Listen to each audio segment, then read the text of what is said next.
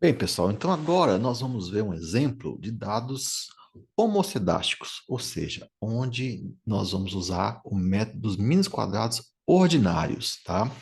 Então, nesse vídeo, a gente vai ver um exemplo de dados homocedásticos, aí nós vamos fazer a avaliação do coeficiente da correlação linear, né, do coeficiente linear, e também nós vamos ver a tabela nova, tá ok? Então, vamos lá, vamos pegar um exemplo aqui, olha. Deixa eu ir aqui na abinha exemplos. Eu vou pegar o exemplo homocedástico, esse primeiro exemplo aqui, ó. Deixa eu copiar ele. É a mesma historinha, né? Então, vamos colocar na entrada.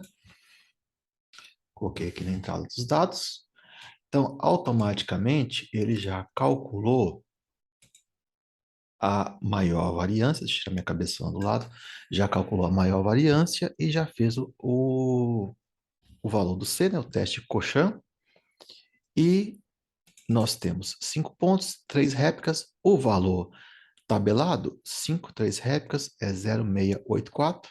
Aqui, aqui a gente precisa digitar, né? Então, se você mudar a configuração das soluções de referência, né? Nós precisamos também mudar o valor do Cochin, né? Soluções de quantificação de referência, a gente precisa mudar os valores de Cochin. Então veja que esses dados aqui são homocedásticos. As variâncias de todas os pontos da curva são estatisticamente iguais.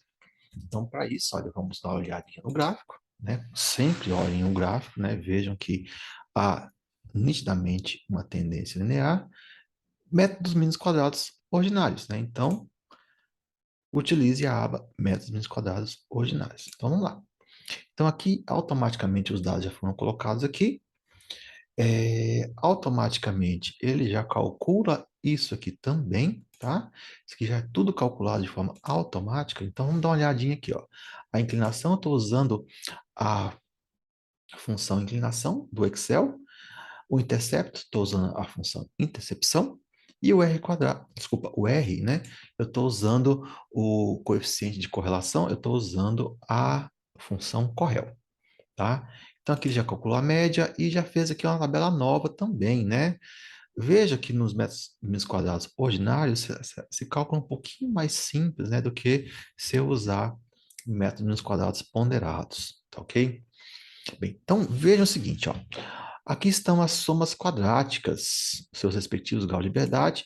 Veja que o grau de liberdade da regressão é 1. O grau de liberdade é número de coeficientes que eu estou calculando, no caso aqui são dois coeficientes, a inclinação e o intercepto, menos 1. 2 menos 1 dá 1. Soma quadrada dos resíduos é o número de experimentos, 15, menos o número de coeficientes, 13 aqui nesse caso, né? Então, dá 15 menos 2, o valor do resultado é 13. E o total, número de experimentos, que é 15 menos 1.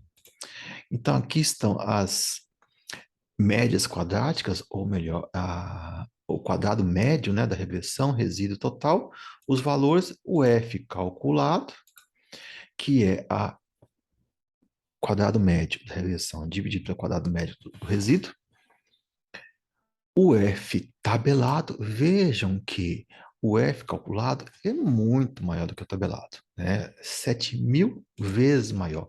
Ou seja, é um modelo extremamente significativo. O P-valor, eu estou usando aqui uma funçãozinha que se chama dist.f.cd,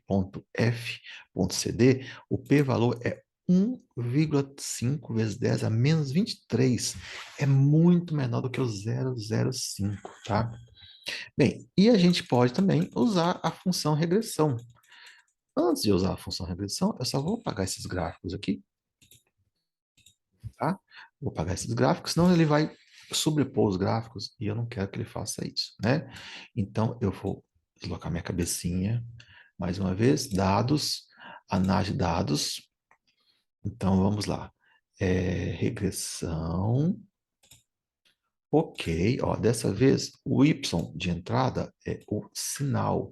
Esse sinal aqui, tá? Eu peguei, inclusive, o cabeçalho. O X de entrada é a concentração. Com essa concentração, eu consigo calcular a inclinação. E por default, vou dar um Enter, por default, ele vai calcular o intercepto. Então, eu deixo aqui, ó, sem ticar, constante é zero? Não, constante não é zero, tá? Eu vou, tem rótulos, nível de confiança 95%, resíduos, resíduos padronizados, plotar resíduos, plotar ajuste da linha, plotagem de probabilidade, intervalo de saída no P1. Dá um Enter, aí vai dar uma mensagem dizendo que ele vai sobrescrever o que já está ali. Então, dei o Enter, ele já fez o cálculo. Então, olha só. Então, aqui, olha, nesse exemplo de dados homocedásticos, a gente tem que a interseção, né? O Azinho aqui, no caso, o intercepto, ele é significativo. Veja que o p-valor é menor que 0,05. Esse valor, ele vai de menos 16 a menos 5, ou seja, não tem o zero nesse intervalo. Então, isso aqui, eu estou tentando usar exemplos que vão nos dizer sempre alguma nuance da análise, né? Aqui está dizendo que o intercepto, ele é significativo, ou seja, quando a concentração é zero, está dando um sinal. Isso implica alguma coisa. O analista tem que dar uma olhada nos dados, tem que verificar o equipamento, né? Porque, classicamente, na grande maioria das técnicas analíticas instrumentais, quando a concentração é zero, o sinal é zero. Então, aqui eu estou inclusive, levando em consideração, nessas situações dos exemplos que eu estou colocando, que o branco já foi descontado, tá? Tem algumas técnicas analíticas instrumentais, principalmente as técnicas eletroanalíticas, onde, mesmo na ausência do substância química de referência, né, mesmo na ausência do padrão ou do analito, tem um certo sinal, né? Então, o analista precisa conhecer muito bem o, a técnica que está usando, os dados que ele está trabalhando. Bem, aqui está o R quadrado. Então, veja que se eu pegar o R quadrado, olha só, vou até fazer aqui do ladinho. Se eu pegar o R quadrado e tirar a raiz quadrada dele, eu chego aqui no coeficiente de correlação. Bom, eu vou apagar. Tudo aberto, né? Tá tudo, a pessoa pode usar. Ó, veja que aqui, olha, as somas quadráticas são as mesmas, as médias quadráticas são as mesmas, o F calculado é o mesmo, a significação do F também é a mesma, o p-valor, né? A interseção é igual e a inclinação também é igual, né? E a inclinação, ela é bem significativa, né? O p-valor dela é 1,5 vezes 10 a menos 23. É super significativa a inclinação. Tá? E aqui tem outros gráficos, que são o previsto, resíduos, erros padrões. E aqui mostra algumas tendências, né? Então, por exemplo, aqui estão os resíduos, né? Veja que tem uma certa tendência aqui. Isso tudo a gente vai discutir mais para frente, tá? Quando a gente for fazer aqui o teste de Shapiro-Wilk, tá? E analisar os resíduos. Espero que vocês estejam gostando, tá? Se inscrevam, curtam e divulguem, tá? Um abraço para todo mundo. Eu vou salvar e eu vou parar o vídeo.